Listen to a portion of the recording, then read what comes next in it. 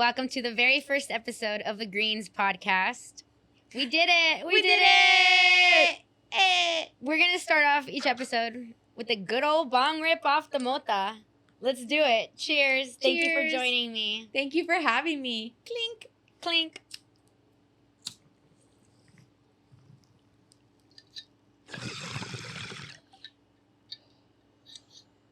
So delish. That's Master Kush from our sponsors, Cannabiotix, their new Heirloom brand line.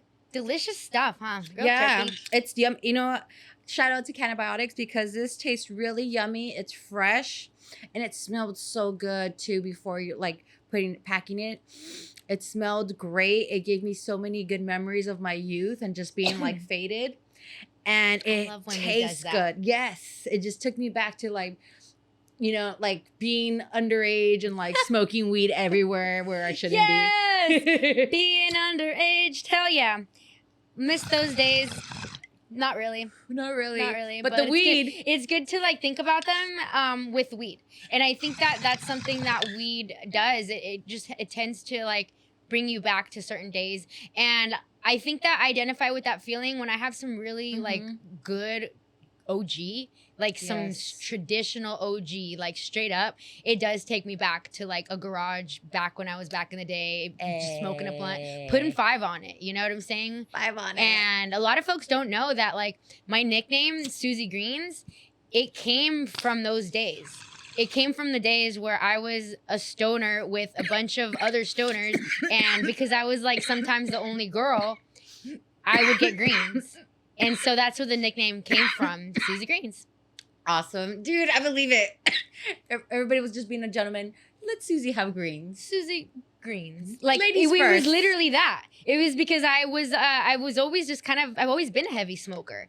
And so what happens when you're a heavy smoker, you tend to smoke with other heavy smokers. And back then, it was mostly dudes, you know what I'm saying?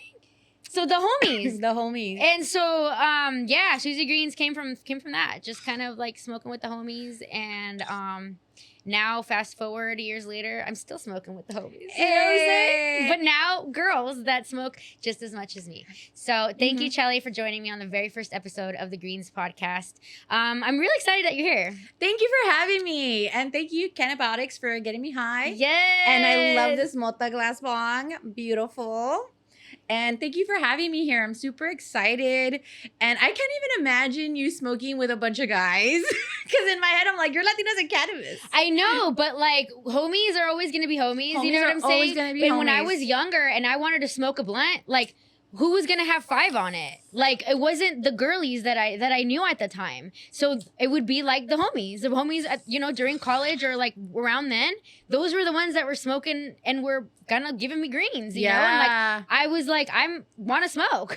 But homies of all different kinds for sure. I'm just really glad that I'm at a point in my life where I have some really strong female relationships. Yeah. And I really love that, So I think that, I really want to welcome and kick off the Greens podcast because this is something that I've had on my mind since 2021. Probably when you think about it, a long time because, I'm a journalist at heart. I studied journalism. I've been a journalist. And I think that I like public commentary. I like to take apart topics. And from being my friend that sometimes our calls or us hanging out would be like a podcast. Because, right? How so many times? So many times. Yeah. And my field is CBD wellness. So I'm Chelly, and I'm the jefa CEO, bruja of Xicali Products, spelled with the X, Xicali Products, Xicali. And I invent and hand make natural herbal remedies for anxiety, migraines, arthritis. And I started making remedies for my mom, who was not even into cannabis or the idea of cannabis. My mom was pinches marihuaneros. Yeah. To the Mexican moms, man. Typical señora. Yeah. To then me growing cannabis to make her remedies because they actually worked. And then her being ¿cómo es posible que esta planta era un crimen? And I'm like, that's what I've been telling you. Told you. So like, coming from just being like a stoner, always getting high, like I love smoking weed, like how you said, like heavy smokers smoke with other heavy smokers, like we just attract each other. And like, yeah, the people who I spent my most time, like my leisure time just hanging out and bonding were other stoners. Yeah. And, like, it's so funny that I think like my mom was like, pinches marihuaneros, where it's like, who do you think your daughter is? Yeah. Oh man, it's just so funny how that ends up kind of happening, and I'm so glad that we as a community have gotten to a place where we're seeing the benefits of cannabis beyond just getting high. Like, it's not just something you do when you're young trying to get fried, right? Yeah. Like, it's something that is part of wellness, and I'm glad that we're here now, so it's great to see. But yeah, I think the Greens podcast, at the end of the day, it's something that's organic and natural to who I am. That's why I'm not as worried as, like, I think that sometimes when we start things, we're like, oh shit, is it going to be successful? Oh shit, like, what am I going to do? Oh, I need to do this and that. Yeah. Like, you really need to start businesses and projects that are aligned with you, because when they're aligned with you, they're going to fit in your life and they're going to happen. It's going to happen. Yes. Right? And I think knowing that has given me the confidence to just go for it, because I know that this needs, like, the community needs this podcast. We need this podcast. Yes. I need this podcast. Like, and if we all need it, it's going to be successful. Whether it's going to be an overnight success, we'll see. I don't know. Hey. Are you going to make it happen? But I think that it's more or less like it's going to be successful because we've decided that already. And as an entrepreneur, it's important that you guys make decisions that your brand or your company, your podcast, whatever you're launching, make the decision that it's going to be successful. And it will be. Yes. What is it? My partner, Andy, he's like my biggest supporter and cheerleader. He's always telling me, he's like, you play to win, other people play to not lose. Wait, I think you need to repeat that one again. Yes. He's like, Chelly, you play to win and other people play to not lose. And I'm just like, whoa. And it's all your mentality. That's wise. You know what the way I unpack that, I think it's your intentionality, right? You can launch a business, right? We can all launch a business. But when you launch a business and you know the industry you're in, you know who you're selling to, you know your mission, like, you're cutting through the bullshit. You're playing to win at that point. Yes. Whereas other people are just creating a business, throwing something on the wall, seeing what sticks. I don't know. Oh, I can't do this. Oh, limitations. Oh, this. I don't have money. Oh, you don't have money? Yeah, a lot of people don't have money. Oh, a lot of people. Yeah, I started with nothing. A lot of people have. Most people have. The most successful businesses start with nothing because it gets you to the core more quickly. Yes. It gets you to the soul more quickly. If you can make it pop off with nothing, what can you do with money? Exactly. Right? And I think ultimately with that's kind of what behind Mota Glass. Like, Mota Glass, like, I was out here with the story, PR and journalism abilities, the ability to craft a story that people need to know. And I went to the races with that shit. But I know that like we did this with, what we have available. What happens if we actually had, budget? Could you imagine? Yeah. You know what I'm saying? But I digress. I think that our journeys are our journeys, and we need to embrace the journey that we're on and not wish that it was different. I think we have to embrace it, because the moment we wish it was different, like, all these other characters just change, and who knows who you'd even be. Exactly. So be thankful for your journey wherever you are. And if you don't like your journey, change it. Change it. Yeah. That's the biggest thing. You could just change it. You could just stop doing what you're doing and do something else. You could change it. Like, you don't have to ask permission from anyone. Like, you could just do it yourself. No, we do it to ourselves sometimes. But all right, guys, let's get into it. First episode is a heavy one. So you heard the news. Mexico's first female president, you guys, Claudia Sheinbaum. I saw the news, and I had been following the story a little bit. Not a bunch, but I had been here and there.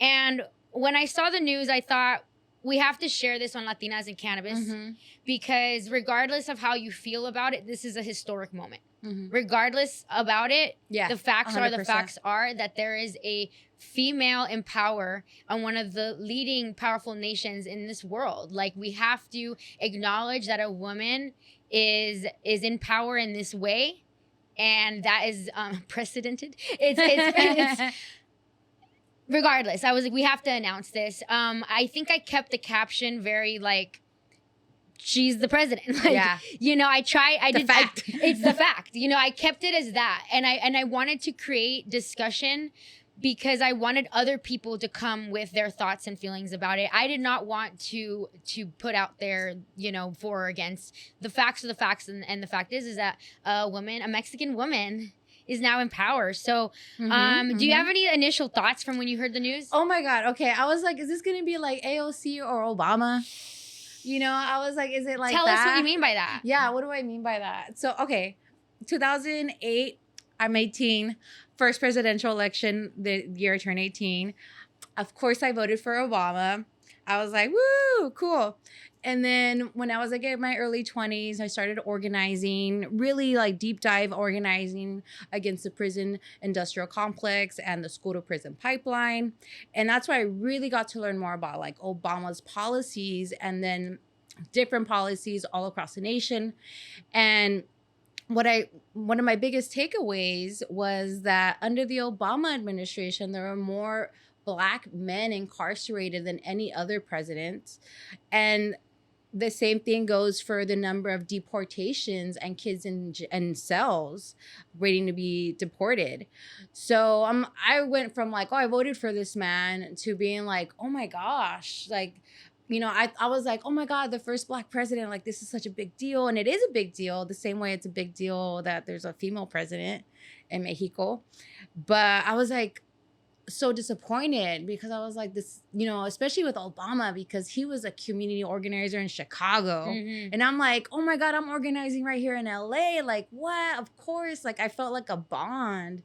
And then to be disappointed, to being like, oh my gosh, like I'm organizing against this dude and I voted for him, you know? So I'm like, so this presidential election in Mexico made me feel that way. And then I'm like reading about her and I'm like, okay, she's like pro-Palestine. She's got her PhD from Berkeley. Yeah, so let's read about kind of who she is. Yeah. Because one thing about her is you can't deny that she's an impressive woman. Yeah. She has achieved a lot. Yeah. So I want to give a quick rundown by Fernanda Cortez. She's a TikToker who I love seeing her content. I think that she is a really great journalist from what I see. You should have her on the podcast. I know. Hey, Fernanda. girl. Hey, girl. Hey, girl. I think that I love the way she covers stories. She gets to the meat. She's like the one in a minute guy. A minute, LA in a minute. LA in a minute. LA in a minute. Love that guy. I love him too. He should come on too. Hey. And yeah, but I love how she does it. So this is her rundown. A shout out to her. So she made this announcement on her TikTok. Be sure to follow her. And she made sure to share a lot of great facts, but she kept it, you know, straight up. So Claudia Sheinbaum has been elected president, making her the first woman elected president in Mexico's 200-year history. She also makes history as Mexico's first Jewish president, and is set to replace the current president, AMLO, on October 1st and serve a single 6-year term. Sheinbaum was born in Mexico City. Both sets of her grandparents were Jewish immigrants to Mexico, with her maternal grandparents immigrating from the 1940s, escaping the Holocaust. She attended UC Berkeley, shout out to Berkeley, and Northern California, where she became fluent in English and then earned her PhD in energy engineering at UNAM, and previously worked as a climate scientist before her work in politics. She entered politics in the year 2000 when she was appointed the environment secretary of Mexico City, and then head of government of Mexico City Admiral. She left that position in 2006 and joined the international panel on climate change. And that is where she became awarded the Nobel Peace Prize in 2007 and 2018 as part of a team. And so she was elected as the first woman head of government in Mexico City. But then she ended up stepping down in 2023 to actually run for president. So it looks like she's really tight with AMLO. It looks like it's a lot of, you know, when people say a lot of critical stuff, they say, well, it's a lot of the same shit. That's a lot of the critics that people say. And in all honesty, from what I see and what I've read, it looks like it's going to be a continuation of what, you know, what we've seen before. I think that one thing to keep in mind about Sheinbaum's upbringing is that, you know, she really has been doing a lot of advocacy from what it seems, right? And it looks like even her parents were also advocates. Have you seen any kind of feedback on her background? I haven't, but I did look into her. I did do some research on her, and I was really impressed with just her upbringing of choosing environmental science, choosing environmental engineering, and just having this lens of science and environmentalism. I value that. And I appreciate that. And I she sounds cool if she wasn't a politician. Right? I mean, it's hard to know. But that's really interesting that she actually goes against AMLO with that aspect. So when I'm reading the wilsoncenter.org, they do a candidate profile. And in this profile, they really go in on how basically that's one place where they butt heads. Like certain things where she was kind of really putting her foot down on when it comes to the environmental aspects of certain things. You know, and that's actually another thing that unfortunately marked difficult circumstances for her. The collapse of the Line 12 city's metro, it resulted in the death of 26 people and injured 98 others. So they say here it will be forever part of Sheinbaum's legacy, unfortunately. So while she did push for a lot of changes with the transportation system, you know, this lack of oversight, as people say, or some kind of issues and setbacks, you know, it marked you know, part of that. You know, did you hear about that? Yeah, I did. And you know, whenever I think about politics from another country, I like to think about parallels. So if I were living in Mexico and I didn't speak English, I was just 100% Chelly in Mexico, living in Mexicali, you know, or Jalisco, wherever, you know, what would I be doing there? And I imagine the same thing. I've thought about that but just in Mexico, right? What would I be doing in Jalisco? That's where my grandparents are from. How would I be different if I grew up there? That's a whole different episode right there. And even thinking about mass transportation, because here in LA, I organized for the bus riders union, Sindicato de Pasajeros, for years. And really so when I read this, I was like, whoa, this is really huge news for a lot of different reasons. And part of public transportation is environmental justice and pushing back on environmental racism. But here in LA, we see a lot of corporate welfare because there's all these sky rises and gentrification and more police because of trains specifically. Trains, light rail, all of that is really bad for LA. And people don't know that. So I'm thinking oh my God, if I were in Mexico, if I was in, Ciudad de Mexico, because that's where she was mayor, where this happened, I would probably be organizing and doing something similar to that.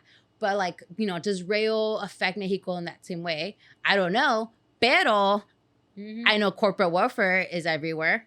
You know, take these government tax monies and then you charge whatever, and then all these major corporations charge whatever they want, and that's how they end up with all of our monies.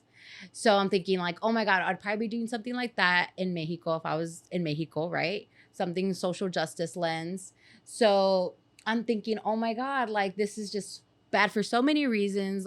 What is the mass transportation system like there? Is it really focused on environmental? Is it really focused on people getting them where they need to go? Yeah. Or is this corporate welfare at the same time? And then I think about how the hell do you have such a poorly infrastructure this day and age, and what is it, 26 people died? 90 something people are injured.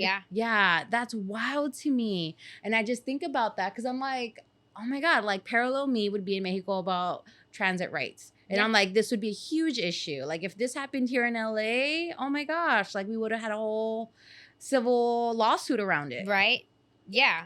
There's a lot that like I think it's interesting to consider, you know, with her legacy because she's Mm-mm. continuing that in a lot of ways. So I think that those are the kinds of things where people think about when she, you know, got to this level. And ultimately, you know, I Mhm. think that there have been some headlines that have really taken like a moment for me to really like, whoa, there are some people who have strong opinions. For Yeah. example, I saw one headline that was like, wow, I had to read it a couple times. Mexico's next president, this is on CNN, Mexico's next president will be a woman, but violence has overshadowed the glass ceiling being shattered.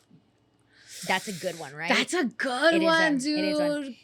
It's a good one, but basically it underscores the fact that there have been a lot of murders behind this election.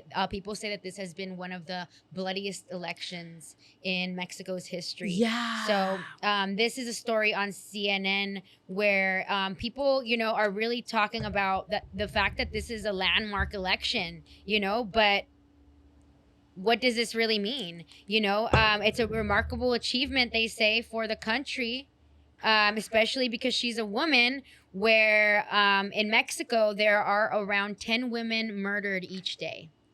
Femicide. I think they're the reasons we have that word. I think that's a term coined in Mexico, femicide. Wow. El femicidio, right? Yeah. Yeah.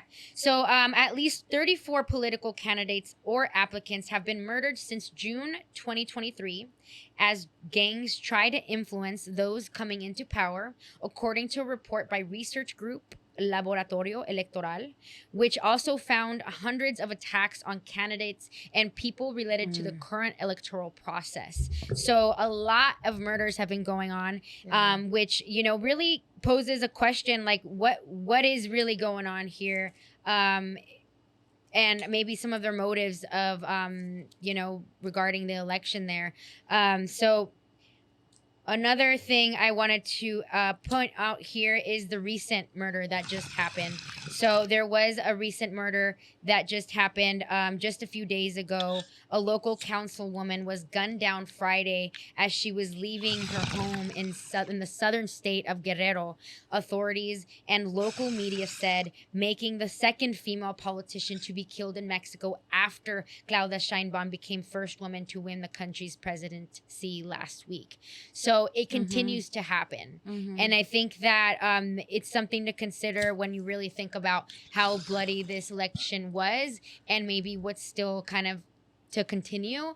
But it's really scary to think that, you know, that's basically the landscape that is existing in a place like that where it's 2024 still, right? It's 2024. Yeah. They've coined the term femicide because like about 10 women are murdered each day in a whole country. That's unbelievable. It's absolutely like a systemic problem. And then all these politicians are being murdered. Like, what was it, like 38 of them? 35. 35? That's a huge amount of number. I don't think that any politicians running for this presidency were murdered. No, right? that I heard of. Exactly. Yeah, no. So like for like that to be in the 30s, it's like mind blowing. And kind for of it to be a security do you pattern, need to have at that point? yeah, and it's like, you know, like both of the leading presidential candidates and the now president didn't have a platform pushing back on their systemic problems. Right. You know, they didn't talk about cracking down on the cartels or anything else like that, or women's issues. So it's kind of like, yeah, like it's upsetting because it's like, okay, you were elected on what platform, you know, and like, what are you doing for your community, your peoples, right? Like, this is going back to like, yeah, first women president, yeah, breaking that glass ceiling, pero like, it's okay, it's shattered.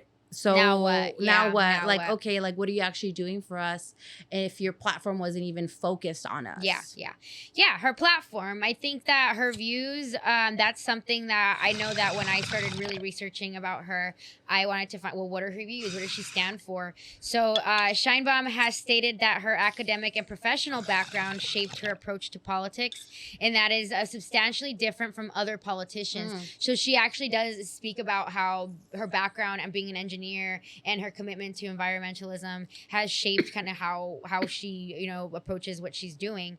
And so according to Scheinbaum, her training in physics motivates her to seek out the root causes, quote, of issues, and her engineering training provides the perfect complement, pushing her to look to understand the how of problems, both of which are fundamental to her work in politics. So basically that's her overall kind of view on how she approaches how she does things. But I think specifically people want to know, what about women? Yeah. What about women? If she's going to be the first female president, what are the implications of that, and how are her views going to be shaping that? This article really goes into that on usnews.com. The headline really reads, "Will a female president improve the lives of Mexican women?" Any skepticism surrounding the willingness of Claudia Sheinbaum's government to implement a truly feminist agenda would be justified. So is she actually going to be creating change that affects, the lives of Mexican women? After an election period marred by violence during the Morena party candidate, Claudia Sheinbaum, a former Mexico City mayor, emerges victor. Sheinbaum was a rival to Xochitl Galvez. And let's be honest, like, based on names alone, I kind of would have loved the first president to be named Sochi. I really wish that would have been in the cards, like, for us. I'm struggling with Claudia Scheinbaum's name. And I'm like, oh, it makes sense. I know. I'm not going to lie. It took me a long time to forget it, right? Yeah, it did. I'm sorry if I'm saying it wrong. I probably might be too, but it is what it is. It is what it is. Yeah, I only know English and Spanish. So people were saying that, women now represent half of Congress after electoral reforms nearly a decade ago. That's just not that long ago when you think about it. Mandated gender party in nominations to Mexico's legislatures. So people really advocated for that. Yeah, like what a flex that it's like you have to have half of your Congress be women. And here in the United States, in a lot of ways, the U.S. is like really backwards. Yeah. And I think we don't give... And I think a lot of that is like racism and internalized racism, and we don't even acknowledge it. Where it's like people really think that like Mexico is like the worst, or anything south of the border is the worst, right? Just automatically, and has nothing to offer you. Or like don't trust the doctors. Yeah, it's cheap, but like and it's like actually they're way more advanced. You should always like look into doctors regardless, right? Like wherever these doctors they here in are. the US ain't all that either. Oh man, but actually not either. But like. The Mexico doctors are on it, and I feel like I can say that as someone who's been there. But I just feel like there's like a lot of internalized racism when we look at like Mexico or other countries as politics. Yeah, and we don't criticize the United States or even see what these countries have to offer their people that this country doesn't. We could learn from. Yeah. There are definitely other countries that are kicking our butts in so many different ways that we could learn from. We could learn a lot from Japan in terms of keeping your streets clean, people. Hey, because like, what is it like? There are more women. What is it like in Texas and Arizona going to Mexico to get abortion access than there are than they're able to get here in the United States. That's ridiculous. That's ridiculous. Yeah. Like abortion's legal in Mexico, but in the United States it's not. Yeah, and I think that it's interesting that Mexico is making these changes ahead of us even. I think one of the areas where women are interested is Sheinbaum gonna create change within the government itself? So a big question now is whether Sheinbaum will be able to address the issue of gender violence, which her predecessors failed to do.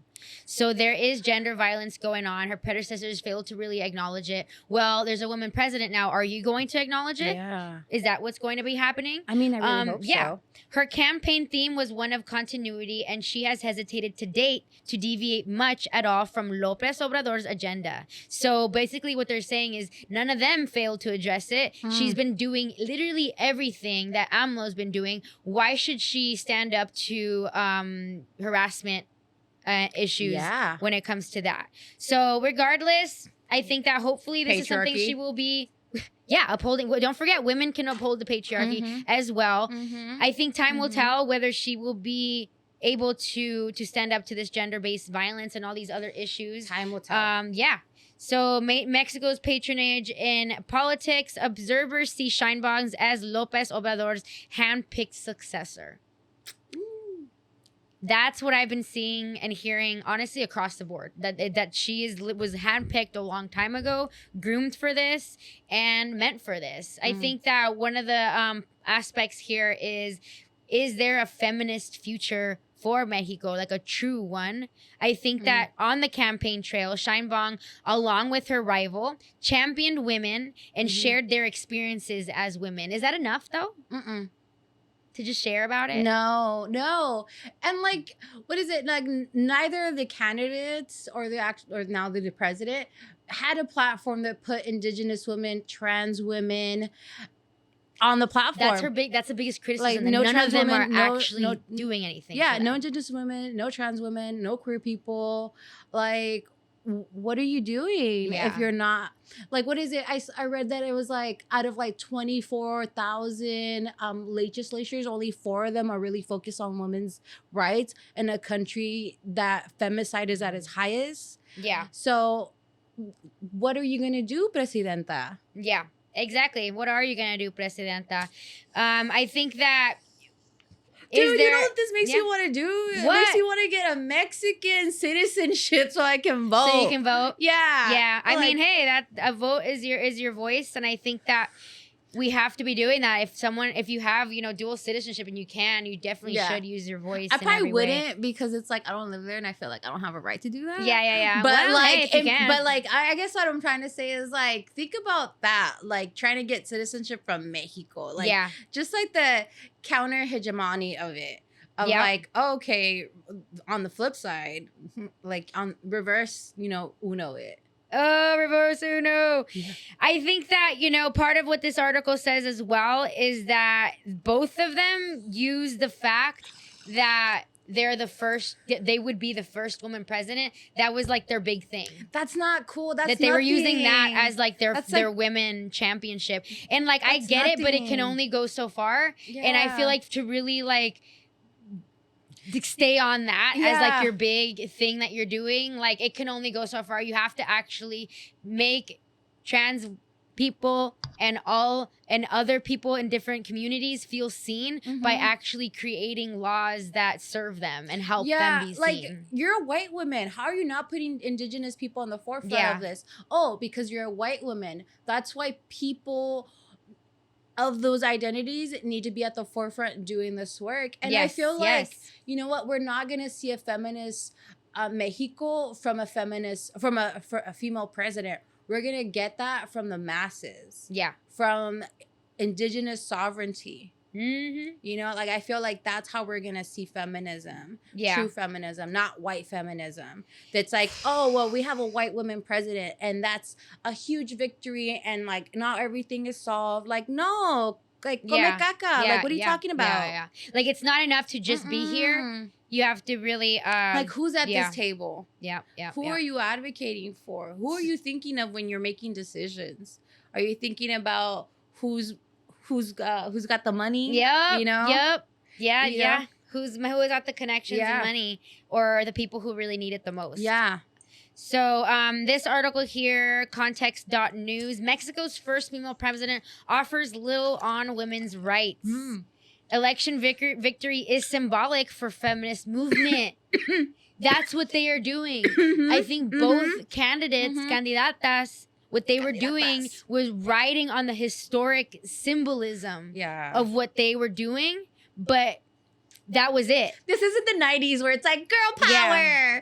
Nah, dude. It like, says here, Sheinbaum lacks agenda on gender issues. Experts say abortion access, gender violence seen as top challenges. These are challenges that have spewed over from the people before, which the big question is she going to be making those changes? So being a woman, this is a quote from Frine Salguero, director of the Simone de Beauvoir Leadership Institute. It's a feminist civil society group based in Mexico City. She says, quote, being a woman does not necessarily embody progressiveness in the women's rights agenda. Hey, that's 100%. Right? It really doesn't. Like, you can't just be here and be like, I'm historic. I'm just historic. like, yes, but... That's a fact, but your literal politics are what's most important here. What decisions are you going to be making for a whole nation? Yeah, exactly. Especially a nation that is experiencing femicide, 10 women dying every day. And then that's a stat that really puts things in perspective. Yeah, I can't imagine not knowing who is going to die around me. You know, like that's unbelievable. Like, what does that feel like in your city? No, insecurity, yeah, of just like not, yeah. But so Maria Hinojosa, the award-winning journalist, Latina journalist, we're huge fans of her here at the Greens podcast and in the Latina cannabis community. So she had been covering the story with Latino USA, of course, but she posed a really interesting question. She posed the question: which is the more machista country, the one that will elect a woman, or the one that has two old men fighting? And I think in order to begin to try to answer that question, we have to unpack machista and machismo. And I just looked up the exact definition just to be able to be like, okay, what is it? Machismo is the sense of being, quote, manly and self-reliant, a concept associated with a strong sense of masculine pride and exaggerated masculinity. Machismo is a term originating in the early 1930s and 40s, best defined as having pride in one's masculinity. So, based on the definition, it doesn't seem like the exact thing as misogyny, but it definitely kind of crosses over to that in some way. So, I think in order to ask that question, one thing to keep in mind when we begin to ask that question is women's right to vote here in the U.S. was in 1920. That was when we passed the 19th Amendment, granting American women right to vote. So, 1920. Mexico didn't start that. Women didn't get the right to vote in Mexico until October 17th, 1953. It's over 30 years where Mexico was like, nah. Like, oh, did you guys hear what they did in the US, guys? Nah. We're not gonna do it. 10 years went by, 20 years went by, 30, and it was still like not a priority. Yeah. And so when we think about there still being gender harassment and sexual harassment and all these issues in government in Mexico to this day, we're asking whether the first female president is going to stand up to that. We're having to ask those questions because we have that 30-year gap where it's like, what? It took y'all 30 years to maybe include us in these decisions, you know? And so that's something to really consider. And I think that when I think about which is the more machista country, I'm still not sure about that. Yeah, you know, also I feel like sometimes I just don't know the definitions of words and I just have like my own like idea and I just navigate my world. Girl definitions. I just navigate life thinking like this thing that when people say this, that's what they mean. And like for the longest, until you read me the description or definition to machismo, I always knew it included like masculinity and like, you know, men carry heavy things, you know, right. That kind of crap. I think there's a layer of that. There's a layer of that. But it's not like straight textbook the way I thought. Yeah, and what I always thought and like interpreted when someone used that word was like there's a lot of like toxicity and like violence or even the threat of violence. Like that's the words or the feelings or the vibes that it always gave me when someone used that word. Like, you're absolutely problematic. Like, you're in the wrong. Like, you're threatening in some type of way, you know? But like, I think even if I were either definition, right? Like the one I navigate life with. And I feel like a lot of people do that too, especially with that word, especially if you're bilingual. I think that one's like, maybe more people in the US identify with that. Let me know if you do. If you identify with the one I have or close to it. Comment below if you do, or if you do the same thing. Pero I feel like either definition, I still don't know. Yeah. You know, one's Catholic, one pretends it's like not Christian, but always mentions God. And then one's English and one's in Spanish. You know, like this one's colonized by the English, this one's colonized by the Spaniards. Yeah. And I feel like, I don't know, especially after like learning like people from Mexico, people from the United States go to Mexico for abortion access, you know, after learning that. But then also knowing that people in rural Mexico don't have access to those things because of where they're at. And I'm sure there's a lot more reasons that I'm just not privy to. So it's like keeping this open mind of like, man, they're both toxic. They're both problematic. And I think that's why we're like oppressed on both countries. Like they work together. I think what it seems like is that like US is more like, no, we're very inclusive, but then not really. Yeah. But they'll say it because they need to. Yeah. And like I think maybe Mexico is more like, no, we're just not, and we don't really care. Yeah. I feel like so like in reality it's both of them are machista, but like one like knows that they can't outwardly be. And one is like, yeah, fuck you. Yeah. So I think that both are machista in its own way, you know? But that's, you know, and I think that in terms of like announcing the news, I wanted to go back to this when we first were talking about the aspect, but I want to go back to a little bit. I wanted to highlight some comments of some Latinas in cannabis. Yeah. I want to shout out at Blunt Babe TX on Latinas in Cannabis. She said, this woman is not good news for Mexico. She is pro gentrification and doesn't look out for the well-being of indigenous people. As a voting Mexican national, it's quite bittersweet it's quite bittersweet to see what's to come from my beloved motherland. So she was straight up. She did it. She commented again. I pray maybe her head and mindset change once she sees our people, our elders, our indigenous people hungry for change. I respect anyone else's opinion. I was just sharing my commentary and concern. Very polite. And it was, and that's ultimately what I wanted from the post. Yeah. Come in with your thoughts. I'm just sharing the news, right? Exactly. And then at Lakshmi High Culture, thank you for pointing things out. Her being female does not equate to being a good president. In fact, if the whole story was shared on this post, which it's not possible, right? Exactly. We're not, exactly. That's not really. Okay, so post, everyone commenting would know how unfair and deadly this election truly was. So yeah, it's important for people to do their own research. Yeah. Again, this is a post announcing the fact that she's a female president. That's as far as we were willing to go. I'm not going to be sharing one side or the other side. It's important that, you know, people do their own, but come here with their comments there. So she shared a little bit more. If you want to see more about their interaction, please go on at Latinas _CANN, Latinas _can to read more of the comments. But there are a few women who she, you know, commented on that post and, you know, shared their thoughts, and it's important to kind of see how that went down. But there's a conversation going. Yeah, there's a conversation going. That was the goal, right? And I think that things, you know, when we talk about the history of sexism and misogyny in Mexico and the U.S., you know, it's important to kind of bring it home into like what happens even to this day. And I had a situation happen just yesterday, which I'm sure you saw. Yeah. So you were with me last week when we went on the talk show, and I was wearing a dress that was really covered up on top, but it was a dress. It was a dress. I did show my knees. You know what I'm saying? Like, we're out here. So I posted on LinkedIn my picture that you helped take. Thanks, amiga. Professional LinkedIn photo. I had I'm former pageant girly, so I crossed the my Princess hand of Whittier. up. The Princess of Whittier, right here. Crowned Miss Whittier. But, so I did the whole like just the way you're supposed to sit, right? Whatever. Threw it up on IG.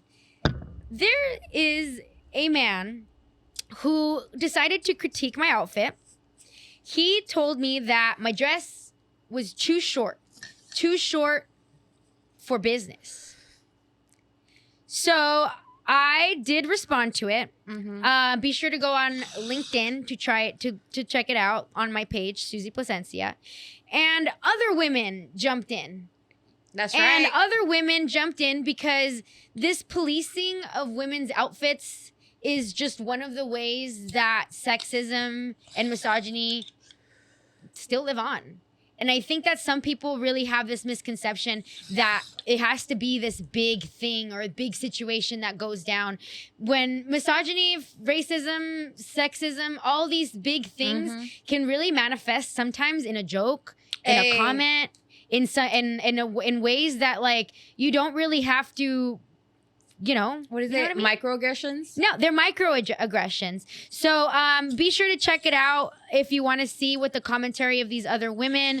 One of the commentary is here.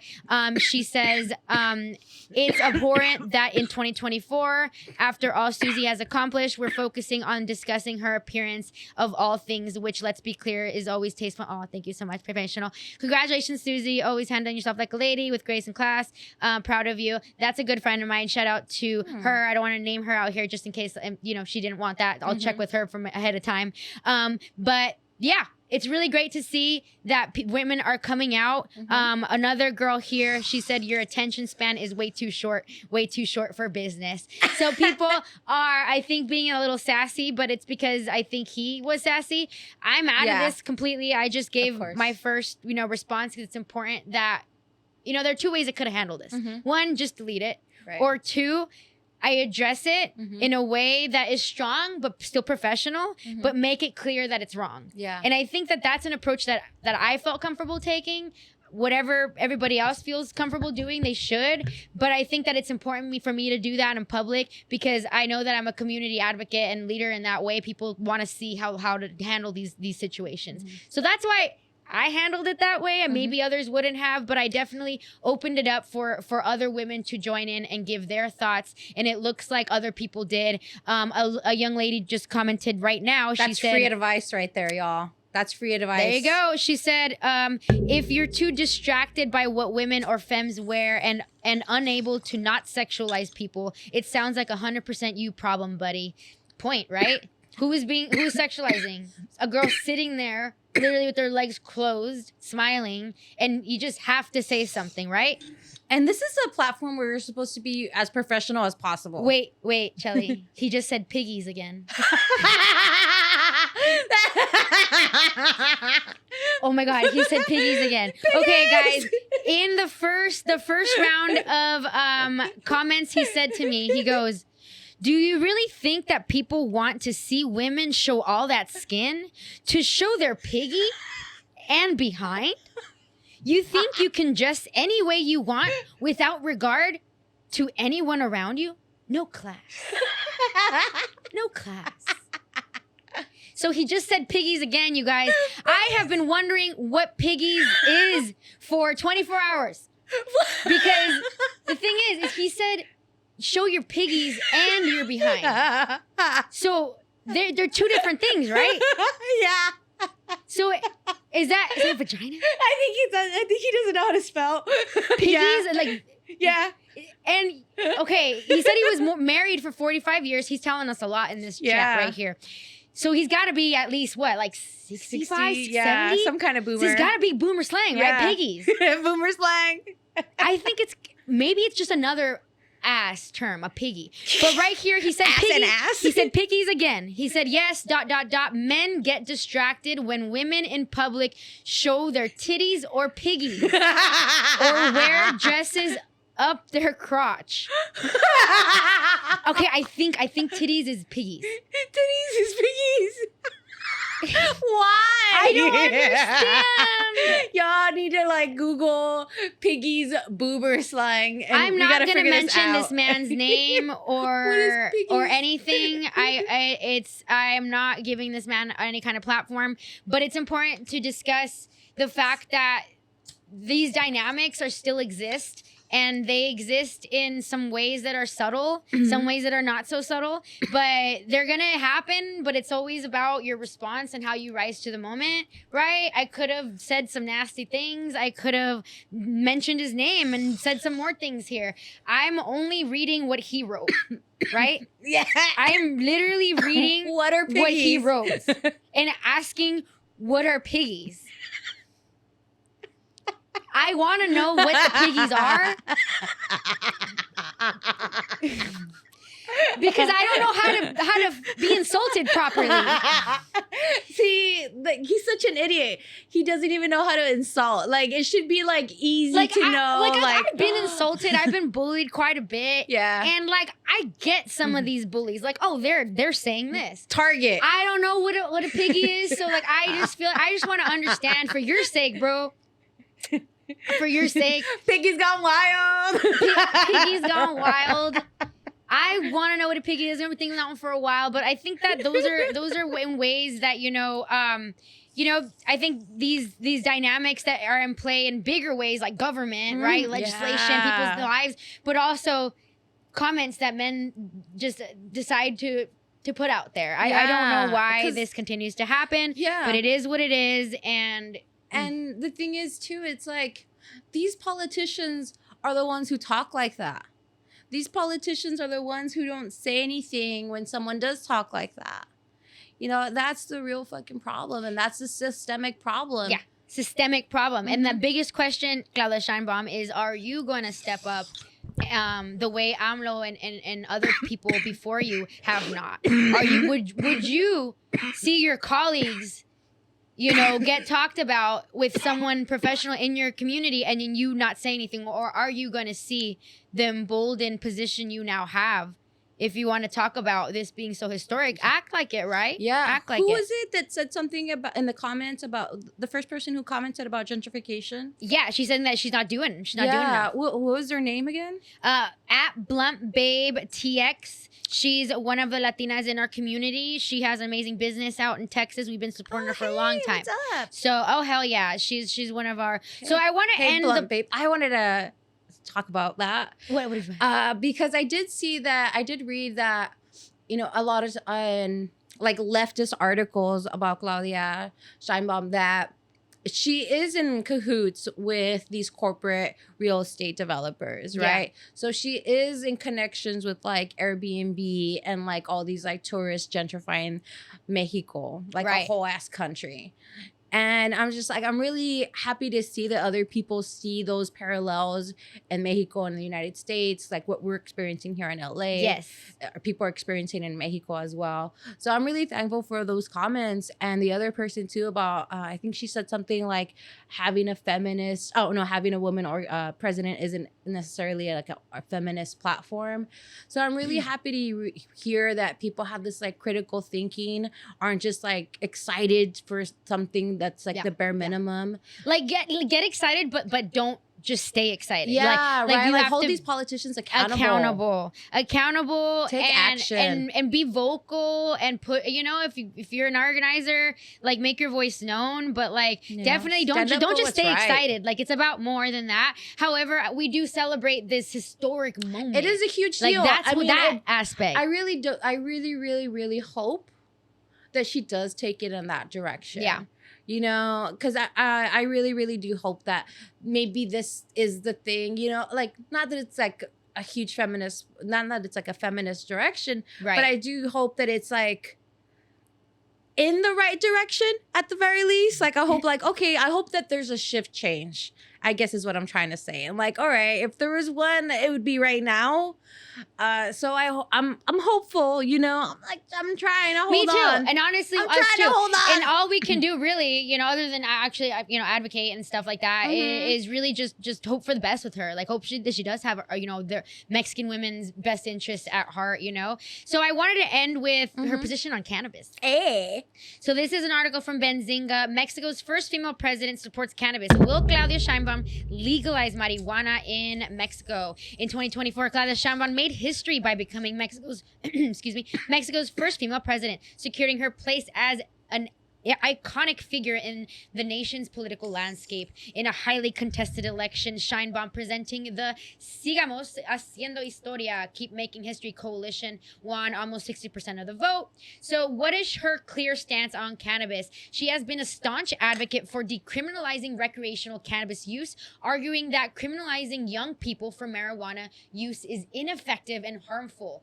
It's all right, she says. Wow. That's pretty cool. She declared that it's our right, specifically young people. Yeah. She declared, emphasizing that the need to replace current policies with those prioritizing education and public health.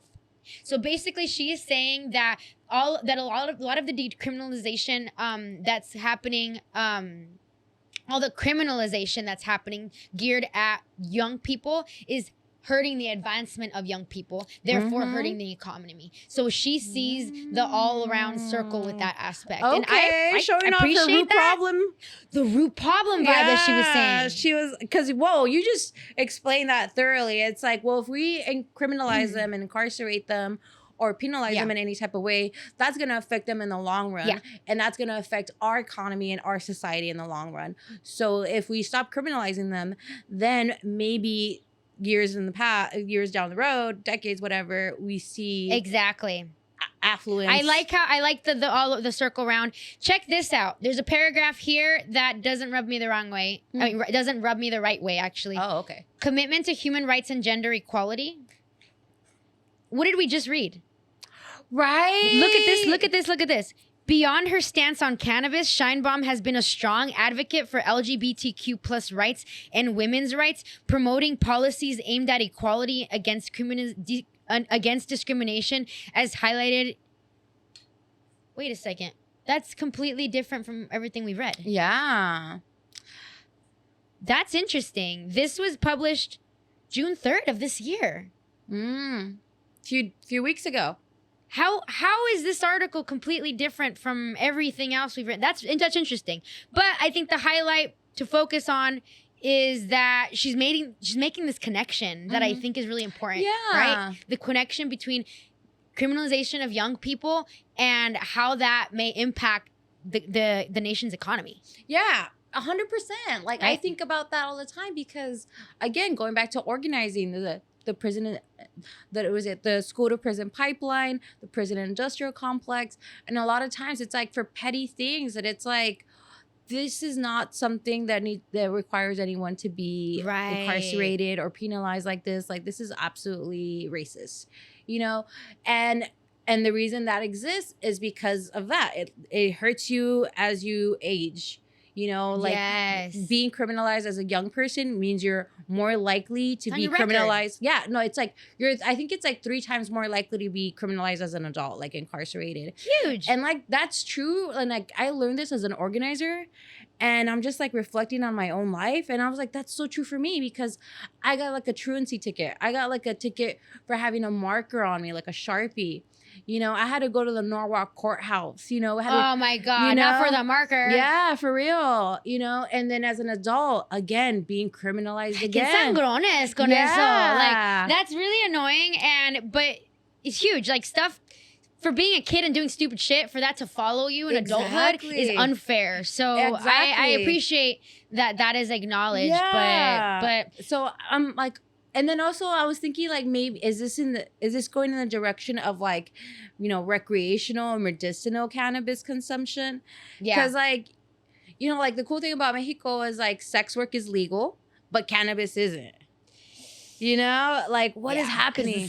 But there's stigma there too. It's a lot. Wild. It's a lot to unpack. But I'm really glad that we got to talk about this. Yeah. There's still a lot more to talk about. And I think all in all, like, it just underscores the importance of reading up on this stuff and knowing and understanding and being able to discuss it, because we may not live in Mexico, but this is going to affect us. This is affecting our families. It's important that we stay up to date on news regarding what happens in Mexico, because that, I think a lot of policies there are going to affect us. You know, what goes on in cannabis in Mexico, you know, it impacts cannabis as well in California. We're so damn close, right? Exactly. So I know that, as an entrepreneur that seeks to do more in cannabis, especially with the brands that I'm developing and stuff like that, it's important that we keep an eye on other states, other countries to see how they impact what's going on in our struggle and in our journeys, you know what I'm saying? And plus there's business to be done too with other countries and other people in other countries. So gotta stay up to date on stuff. So be sure to join us for our next episode where we'll be unpacking other great topics. But thank you so much, Chelly, for joining us. Thank you so much. And you can follow me at Xicali Products on Instagram.